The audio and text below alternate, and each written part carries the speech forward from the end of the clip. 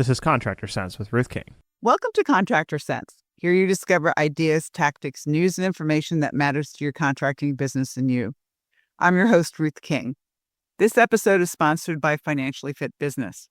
Get the business tool that turns your financial statements into impactful graphs that help you see your business trends to make sure you're not headed for a cash flow, profitability, or productivity issue. Go to www.financiallyfit.business and get started today. Here's how we will help your business and you. What if you had financial freedom? What if your business was incredibly profitable, had enough cash to cover any emergency, and you could retire wealthy? Well, this is possible for you. My guest today, Chad Hufford, is a financial planner and coach who helps blue-collar professionals and entrepreneurs translate business income into personal wealth, long-term clarity, and financial resilience. It all starts with mindset. Chad will help you get your mindset going in the right direction so that your financial freedom plan becomes a reality. Chad, welcome to Contractor Sense. Ruth, thank you so much. A pleasure to be here, and I'm excited to encourage your audience as they both design and create a more abundant life.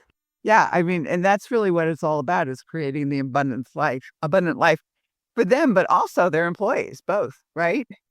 Absolutely. And when I say abundant life too, I hope people realize I'm talking so much more than money. I see finances as a fuel source that allows us to go pursue the things that are most important in life. Now that fuel source can be misused. We can spin our wheels. We can go around in circles. We can use that fuel to take us in the wrong direction.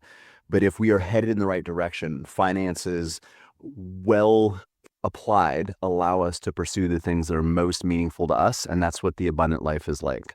Yeah. I know a lot of people with money who are miserable. That's not abundant. No, Ruth, you're absolutely right. And I think money just makes people more of what they are. So it magnifies the characteristics you already have. If you are selfish and controlling and manipulative, and somebody writes you a check for $1 million, you will be more selfish, manipulative, and controlling. If you are scared and somebody writes you a check for $2 million, now you're just afraid you have more to lose than you did before. But if you're generous, if you're looking to impact the lives of others, you're looking to help others win what they're trying to do, and you have wealth, then you're more empowered to do that. So yeah, money is agnostic and amoral. It is not good, it is bad, it is simply a tool.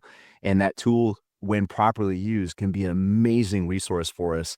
But if improperly used, it could be like a chainsaw in the hands of somebody that doesn't know what they're doing, and it can cause a lot of mayhem and mess. Yeah, absolutely. Well, your thoughts are that mindset is really the beginning of everything, correct? Yes, because this is a long-term journey. I mean, just like building a business, it isn't something that happens quickly. We often use a metaphor of an orchard, of building and nurturing a orchard that eventually you will reap a harvest from. But it doesn't happen overnight, and it's really hard to sustain the right actions, the right disciplines, if you don't have the right mindset. Said more concisely, you can't act right if you're not thinking right, at least for not a sustained period of time. Well, yeah, then you're acting as an actor. Yes. Yep. Yeah, you're playing a role instead of living out who you really are. So it really has to come from the inside out. You have a lot of people, it requires a change of perspective, a change of mindset, but potentially even a change of identity, and then creating those healthy habits that match that new mindset and identity. Yeah, that was going to be my next question for you. Okay, let's assume I am stingy. Everything's about me. How do we change the mindset?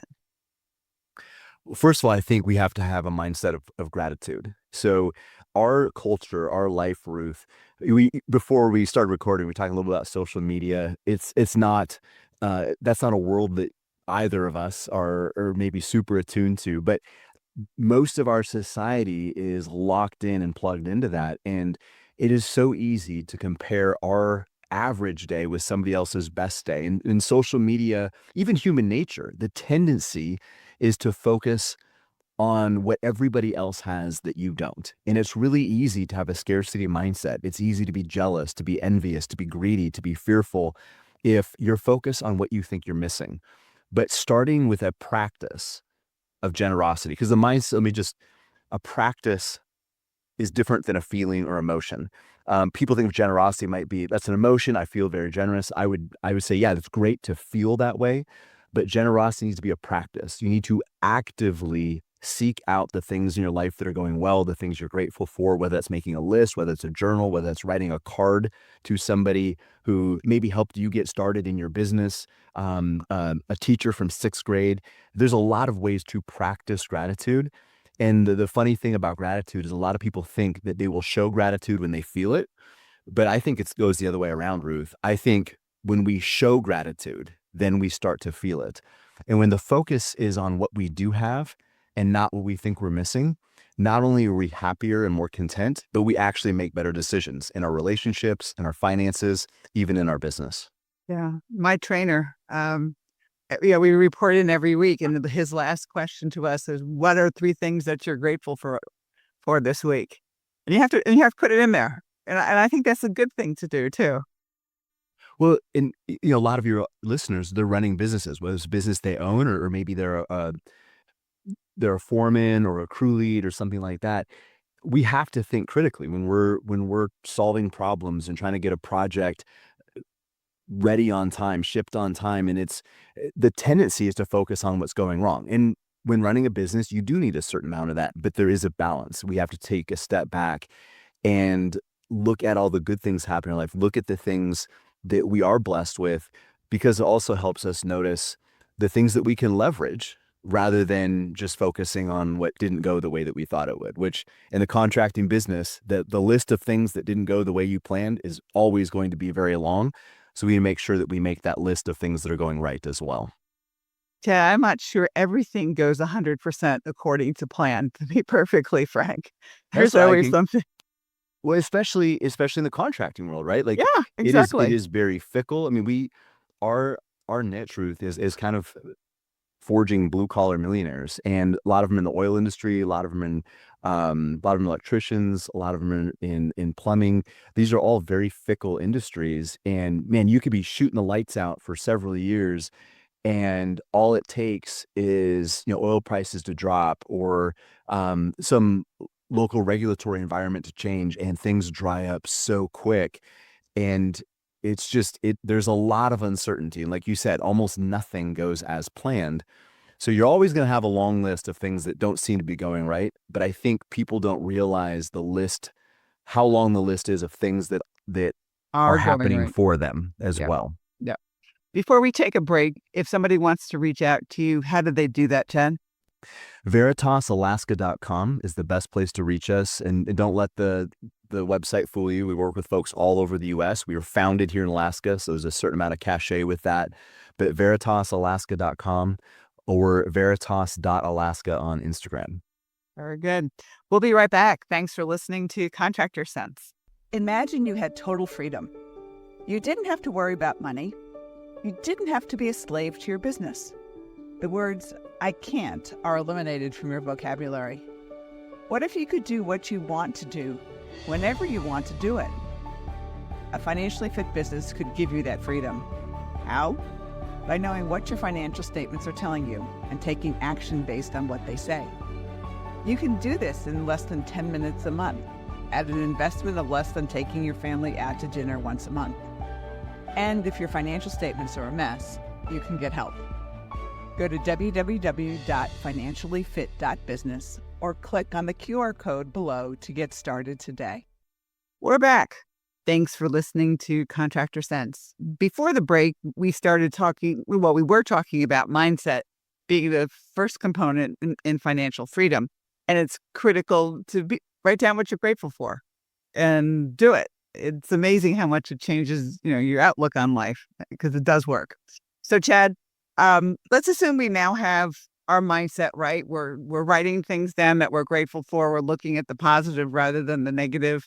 And so what do we do? How do we actually, what are the steps towards building financial freedom once we have mindset?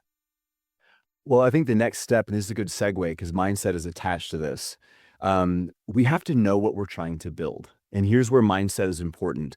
So many of us treat the future versions of ourselves as if that person is a stranger. Like, Ruth, you're going to make decisions. Say, look, you mentioned training. So you're at the gym, you're working out. That's hard. Your present self is making a sacrifice so your future self can have a better life. But so many of us flip that and we make decisions in the moment that actually cost the future version of stuff. We're actually stealing from future Ruth and future Chad. And Jerry Seinfeld did a hilarious bit about this years ago, morning guy and nighttime guy. Some of your audience will be old enough to remember. But the basic premise is even when our future selves are only a few hours away, we typically sabotage that person by overspending, undersleeping, and in that case, that bit, over drinking, over partying. But there's so many ways that we do it. And we need to fast forward into the future and actually get clear about what we want our life to look like. What are we actually building towards? Because so many people, when we talk about financial independence, their focus is on what they're retiring from. How are they going to have sell their business, have a business succession, hand that off, but they don't think about that next step. What is my life going to look like when I don't have to go to work every day? And just like nobody listening to your show would want to live in a house that was built without a blueprint, we should not design our futures without one either. But so often, not only do we not have a blueprint for how we want our lives to unfold, we don't even have a really good idea of what we want that to look like. So one of the things that we often start with is just getting an idea of what people want more of in their life and what they want less of. And then we attach some financial goals to it. And ultimately, we're trying to boil it down to, Ruth, is how much money would you need showing up in your checking account every single month to sustain your desired lifestyle? Now, when you first start this process, it's going to be a guess, but it gives us at least a rough estimate.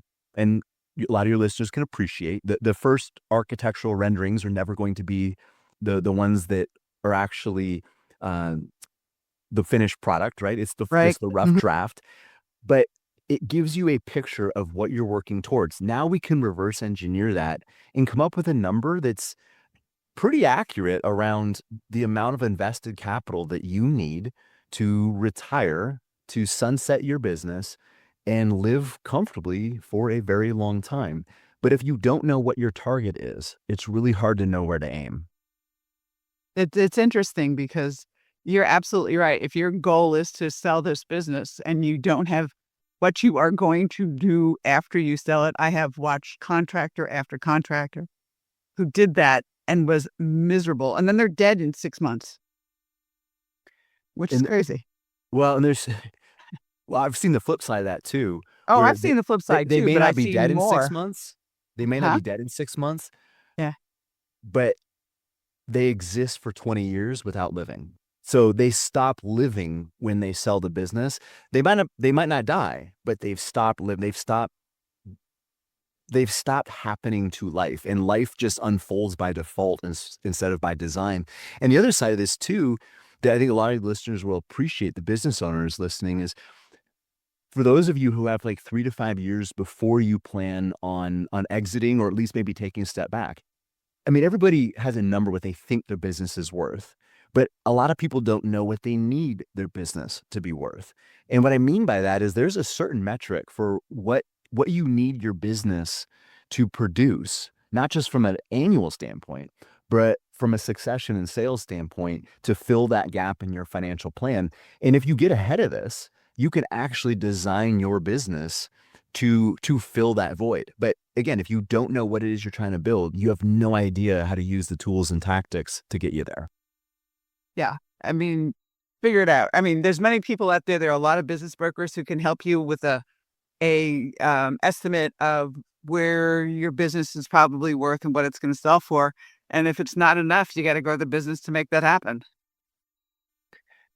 And as you know, successful businesses don't happen by accident. Nope. And it takes a lot of design and intention, and again, long-term planning. It's what are we doing today to set my future self up for success? And I think the challenge, especially for business owners, but for everybody, is taking a step out of the whirlwind, because our days are so busy. They're so filled. You're doing an estimate. You're running to this job. This project is going south.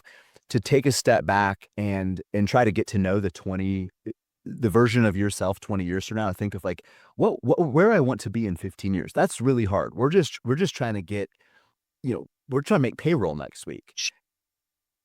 So there is a dichotomy. There's a balance of being present, but still planning for the future. And that's where we try to come in and help people find that balance. So they don't sacrifice the future for the present, but they also don't sacrifice the present for the future. Yeah, absolutely. And in the minute or so that we have left, tell us a story of a great success story. Well, one of the coolest things we get to do is help people build businesses and build wealth outside of their businesses, so they don't actually need to sell. And we have several examples of this, but one in particular is a company up in Fairbanks, Alaska, that is a family business. And I can't give too many details just for confidentiality, but Absolutely. there was a wonderful succession strategy.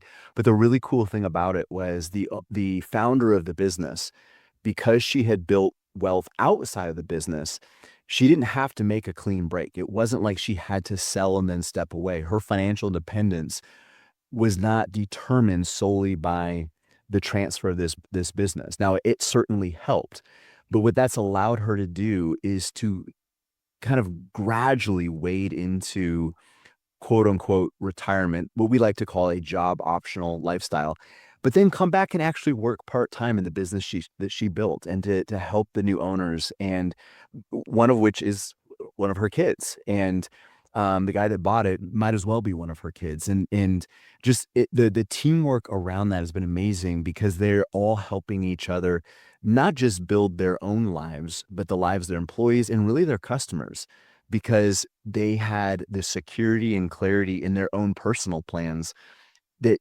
that didn't cloud any decision making. And I think it allowed both the seller and the owner, the new owner of that business, to come to the table looking for a mutually beneficial agreement where everybody was going to win. And it's just, and that's how it's working out. It was not to say there weren't, there's always going to be a hassle, but there's always going to be some challenges when you're making that transition. But all things considered, it was very smooth, very impactful, and the sellers can walk away being very, very proud of how the business is currently being run, but also all the work leading up to it. And it's a really, really cool thing to witness.